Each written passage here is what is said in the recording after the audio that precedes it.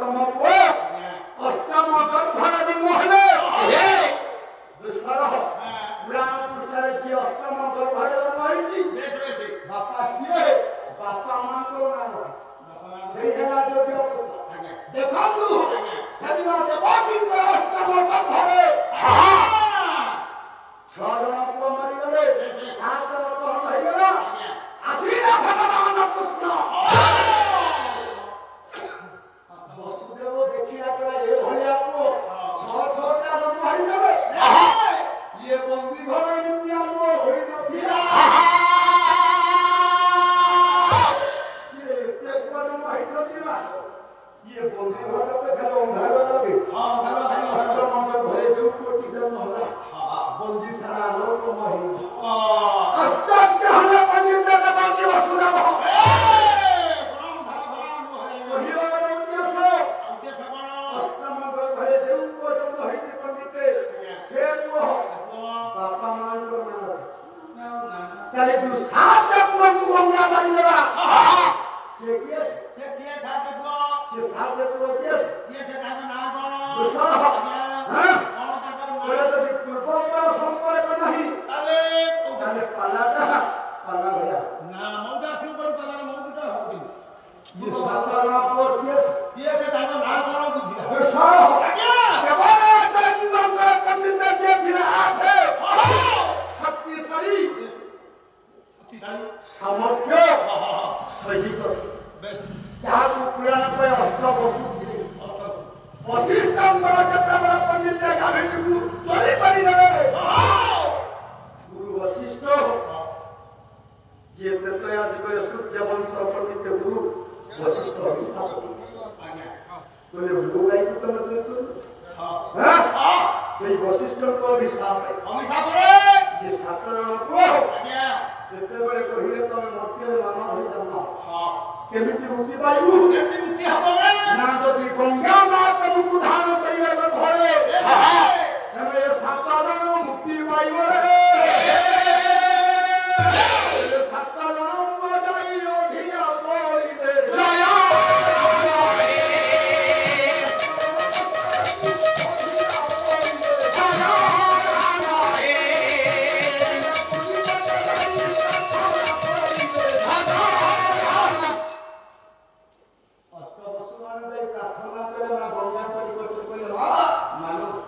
पवित्र हो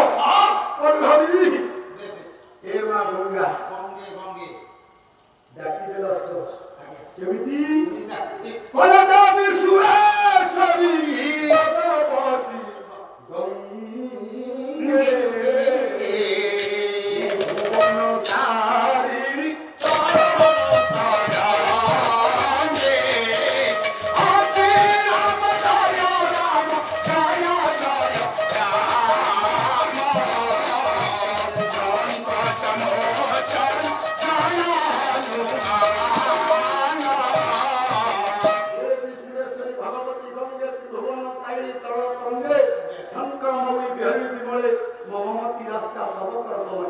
जेतेबेले मां गंगा प्रार्थना करि देले हे मोर ज्ञानी बापा माने विचार करिवे जोनी मालो भुगरटा फूल खेला होई को एनिसी जानिया पवित्र मई गंगा आशीर्वाद देले बोले हे को तमे देवराज इंद्र इच्छा असुविधा हो ना तुमको बोलाई तबे मत्य करो रे जोई पाई दादा हेला सही थी माइने गंगा नदी पर छाता जन पूजा मारी थिले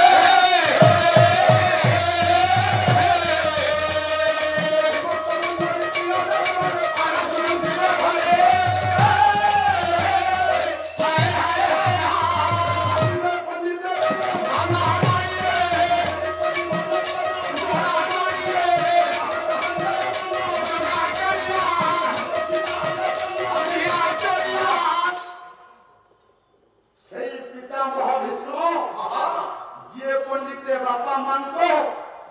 रहो बापा मान को भितरे जी हेले मीडिएटर भटलो पत्नी को विरह रे सहन करि पारी सत्यवती को देखी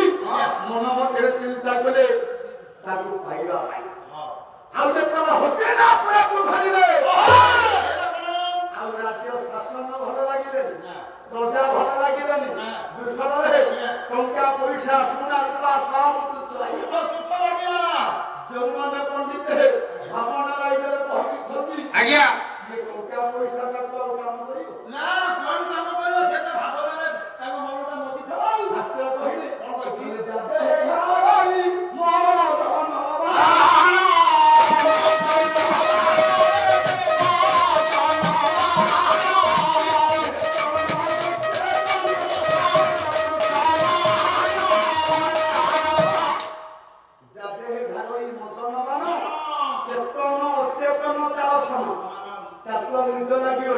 ଭୋକ ଲାଗିବନି ଆଜ୍ଞା ଶୋଇବା କିଛି କିଛି ଭଲ ଲାଗିବନି ଆପଣ ମାନେ ସେଇ କଥା ପ୍ରତି ସବୁ ରୋଗକୁ ବାବା ଔଷଧ ଅଛି କିନ୍ତୁ ସିଏ ରୋଗକୁ ଔଷଧ କୋଉ ରୋଗକୁ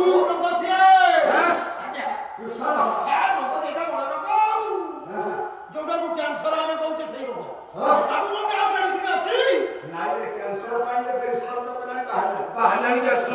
ବାହାରିଲାଣି ମୁଁ କହୁଛି ସେଇଟା ବଡ ରୋଗ ତା ପାଇଁ ମେଡିସିନ ନାହିଁ ଆପଣ ସେଇ କଥା ଗୋଟେ କହୁଛନ୍ତି ବଡ ଚିକିତ୍ସା କରିବ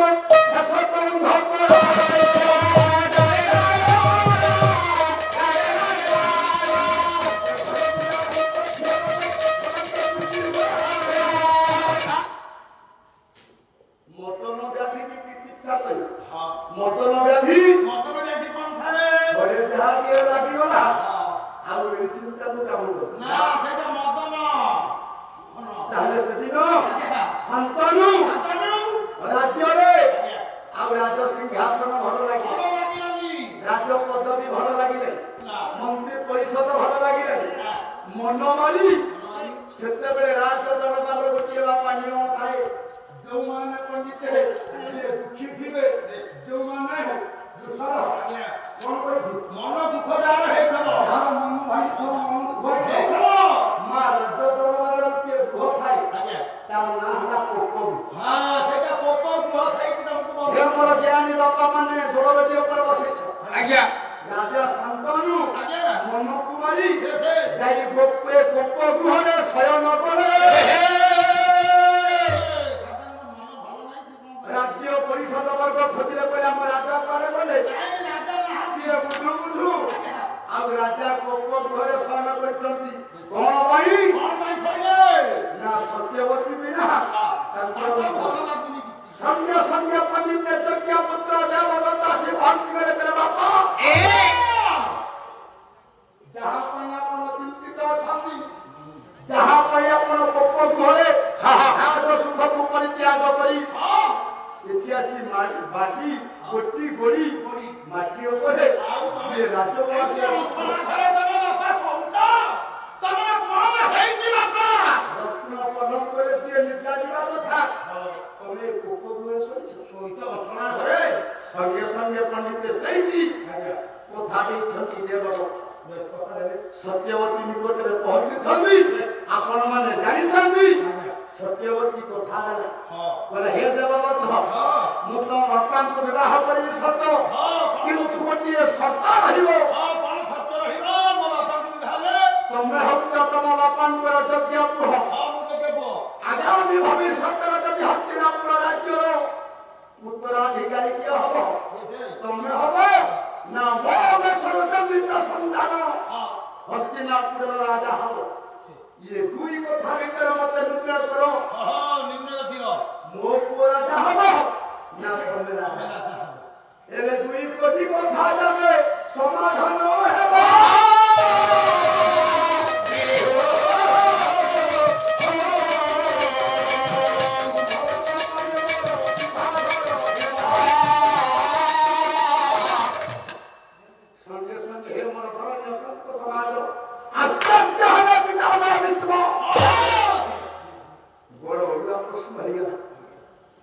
କହିଲେ ମୁଁ ଯଦି ଆଗାମୀ ଭବିଷ୍ୟତରେ ରାଜା ହେବି ତାହେଲେ ସତ୍ୟବତୀ ଆମ ବାପାଙ୍କୁ ବିବାହ କରିବି ଯଦି ସତ୍ୟବତୀ ବିବାହ ନ କରେ ମୋ ବାପା ଯାହା ଚିନ୍ତାରେ ଚାଲିଯିବେ ଚିନ୍ତା ଖାଏ ବଣ୍ଡି ଲୁଣ ଖାଏ ହାଣ୍ଡି ଚିନ୍ତାରେ ମୋ ବାପାଟା ଚାଲିଯିବେ ମୁଁ ତାହେଲେ ମୋର କର୍ତ୍ତବ୍ୟ କଣ କହିଲେ ବାପାର ମନ ଜାଣିଗଲେ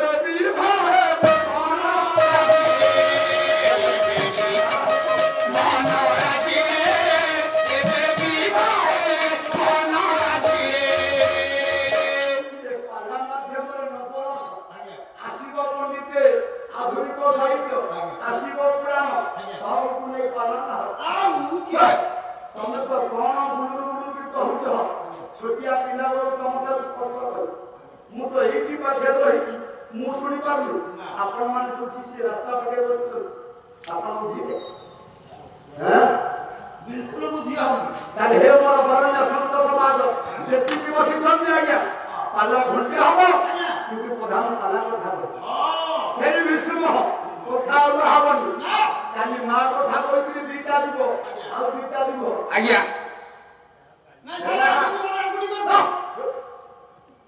ଆଜି ତମେ କହିଛ ବିଷ୍ଣୁଙ୍କ ଉପରେ ମୁଁ ସେଇ ବିଷ୍ଣୁ କଥା ସେଇ ବିଷ୍ଣୁ ଯିଏ ଦୁର୍ଯ୍ୟୋଧନ ସପାକ୍ଷର ରହି ପଣ୍ଡିତେ 10 ଦିନ ଯୁଦ୍ଧ କରିଥିଲେ ମହାଭାରତ ସଂଗ୍ରାମରେ କୁରୁକ୍ଷେତ୍ର ପ୍ରାଙ୍ଗଣରେ ସମସ୍ତ ବୀରମାନଙ୍କ ମଧ୍ୟରେ ଯିଏ ହେଲେ ସବୁଠାରୁ ଶ୍ରେଷ୍ଠ ପରଶୁରାମଙ୍କର କଟ ଶିଷ୍ୟ ପିତାମହ ଭୀଷ୍ମ ଯାହାକୁ ଶାସ୍ତ୍ର କହିଲେ କୁରୁକ୍ଷେତ୍ରରେ ଯେତେ ବୀରମାନେ ଯୁଦ୍ଧ କରିଛନ୍ତି ଯେତେ ଯୋଦ୍ଧାମାନେ ଥିଲେ ସବୁଠାରୁ ସେନାପତି କୋଣରେ ଯିଏ ଅଧିକ ଦିନ ଯୁଦ୍ଧ କରିଥିଲେ ସିଏ କିଏ ଭୀଷ୍ମ 10 ଦିନ ପୁରୀ ଜଳ 5 ଦିନ ଜଳ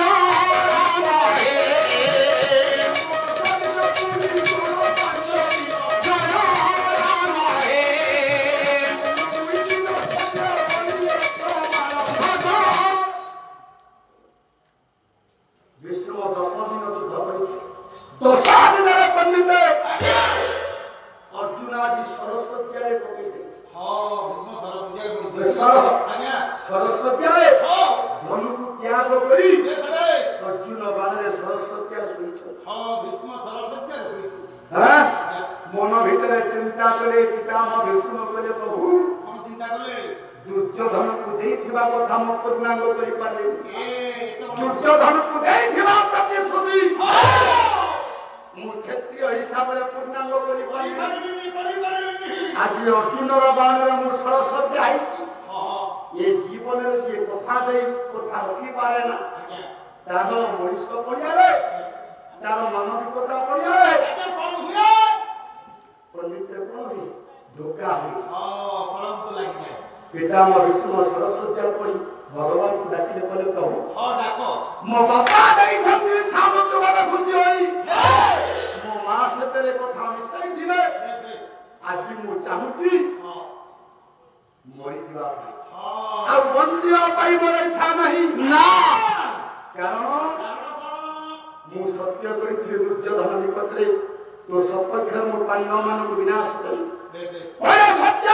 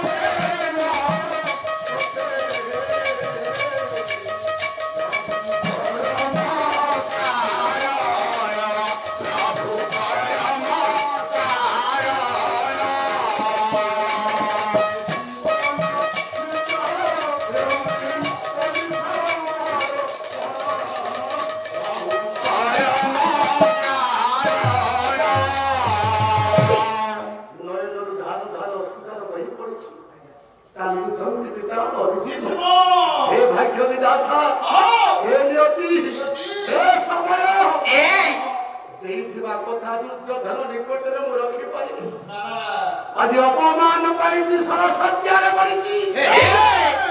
मो क्षत्रिय पड़े पड़ोस लगी मो बापा माँ देखिए मत इच्छा मृत्यु बड़ा पाई मुझे मरवा चाहिए बेले मो इच्छा मृत्युटा मत कम करूनी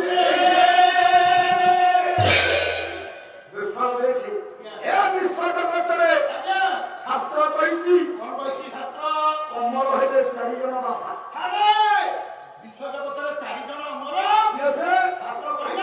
जड़े हेले कवि कलाकार भगत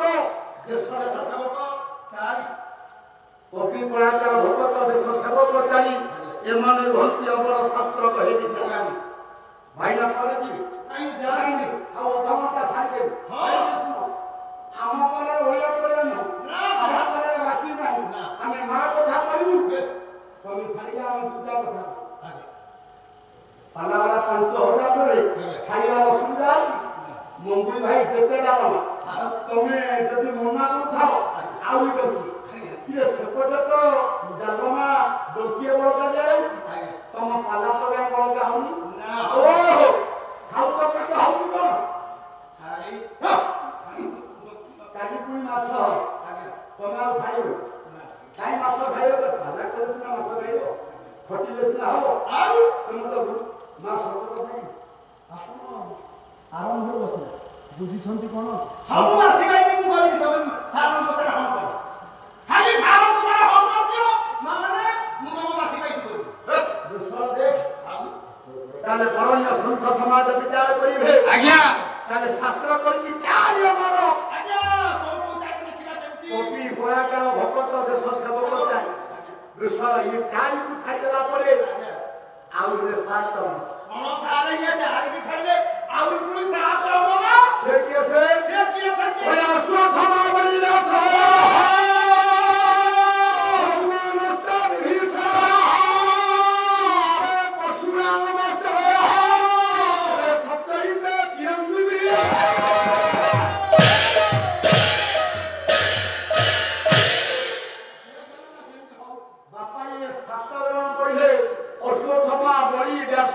हनुमान विभीषण पूर्व परशुराम ये सात ये कोटे चारि 11 बापा ये 11 जन विश्व दरबार राम खाली सती किनु आपण मानकर प्रबंध पूर्णचंद्र कवि हेले जदुमणि महापात्र ये कहले आउ जन उंतीवरा देखि आउ जन किए से बचिला से कोमल कथे बचिला ताले जदि ये 11 को छाड़ी आउ जन के समर किए से देखिना ताके नाम करो कृष्ण हो किए समर ताके नाम करो देखिले जदुमणि महापात्र केमति